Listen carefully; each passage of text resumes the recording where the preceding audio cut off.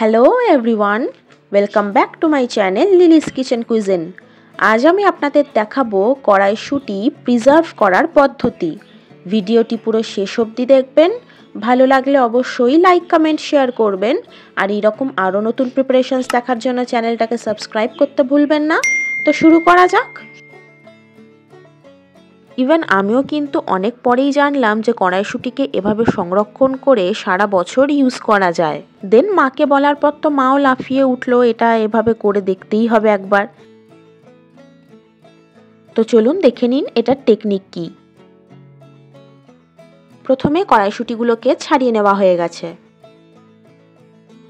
আপনারা এই টেকনিকটা কারা জানেন আমাকে কিন্তু কমেন্টে জানাতে ভুলবেন না। এরপর একটা পাত্রে জল নিয়ে নিতে হবে। সেটা ফুটতে শুরু করলে তার মধ্যে 1 চামচ নুন অ্যাড করতে হবে। তারপর দিয়ে দেব 2 চামচ মতো চিনি। যারা নতুন দেখছেন চ্যানেলটাকে সাবস্ক্রাইব করে দিয়েছেন তো? এরপর ফুটন্ত জলের মধ্যে সমস্ত কড়াইশুঁটিগুলো দিয়ে দিতে হবে। এরপর 7 থেকে 8 মিনিট মতো কড়াইশুঁটিগুলোকে ফোটাতে হবে। নুন আর চিনিটা গলানোর জন্য মাঝখানে একটু নেড়ে নিতে হবে। আপনারা যারা কড়াইশুঁটি প্রিজার্ভ করেন, কত বাঞ্চেস অফ প্যাকেট করে রাখেন সারা বছরের জন্য আমাকে কমেন্টে জানাবেন।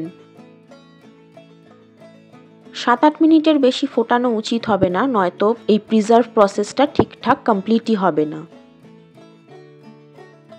এই চ্যানেলের নতুন ভিডিওর নোটিফিকেশনস আগে পাওয়ার জন্য সাবস্ক্রাইব বাটনের পাশে বেল আইকনের অল প্রেস করে দেবেন। 7-8 মিনিট পর কড়াইশুঁটিগুলোকে তুলে নিতে হবে ফুটন্ত জল থেকে। যতটা দরকার কড়াইশুঁটিগুলো ততটাই ঠিকঠাকভাবে ফুটে গেছে। এরপর একটা পাত্রে ঠান্ডা জল বা আইস ওয়াটার নিয়ে নিতে হবে। তারপর সেই বরফ দেওয়া জলে কড়াইশুঁটিগুলো ঢেলে দিতে হবে। কড়াইশুঁটিগুলোকে ঠান্ডা করার জন্যই আইস ওয়াটারে সমস্ত কড়াইশুঁটিগুলো দিয়ে দিতে হবে আগেই ফুটন্ত জল থেকে তুলে নিয়ে। যারা এখনো চ্যানেলটাকে সাবস্ক্রাইব করেননি, দেরি কিসের, ঝটপট করে ফেলুন। এরপর কড়াইশুঁটিগুলো ঠান্ডা হয়ে গেলে বরফ দেওয়া জল থেকে ওগুলো তুলে জলটা ভালো করে ঝরিয়ে নিয়ে আলাদা একটা পাত্রে রেখে দিতে হবে। কড়াইশুঁটিগুলোর ভালো করে জলটা ঝরিয়ে নিতে হবে। কড়াইশুঁটিগুলোর জল ভালো করে ঝরিয়ে নেওয়ার পর কোনো একটা ছড়ানো জাতীয় পাত্রে সমস্ত কড়াইশুঁটিগুলো ঢেলে রাখতে হবে যাতে ভালো করে শুকোনো যায়। একদম জল থাকলে ঠিকঠাক প্রিজার্ভ করা যাবে না। কড়াইশুঁটিগুলো এমনিই শুকোবে, রোদে দেওয়ার দরকার নেই, নয়তো পচে যাবে। কড়াইশুঁটিগুলো ভালো মতো শুকিয়ে নেওয়ার পর একটা জিপলক ব্যাগে সবগুলো ঢেলে নিতে হবে। এরপর এই জিপলক ব্যাগ ফ্রিজে রেখে দিয়ে সারা বছর ধরে কড়াইশুঁটিগুলো ইউজ করতে থাকুন।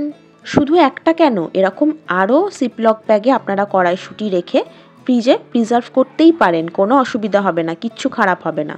তারপর শীতকাল বলে নয়, বছরের যে কোনো সময় কড়াইশুঁটির কচুরি, কড়াইশুঁটির পরোটা বা রান্নায় কড়াইশুঁটি দেওয়ার যদি ইচ্ছে থাকে এখান থেকেই ইউজ করতে পারবেন। তো কেমন লাগলো আপনাদের? আশা করি ভালো লেগেছে এই কড়াইশুঁটি প্রিজার্ভ করার পদ্ধতি। ট্রাই করে অবশ্যই কমেন্টে জানাবেন। আর লিলিস কিচেন কুইজিনকে কিন্তু ইনস্টাগ্রামেও ফলো করতে ভুলবেন না। হ্যান্ডেল লিঙ্ক এই ভিডিওর ডিসক্রিপশন বক্সে দেওয়া আছে। Thanks for watching. দেখা হবে আবার পরের ভিডিওতে। বাই।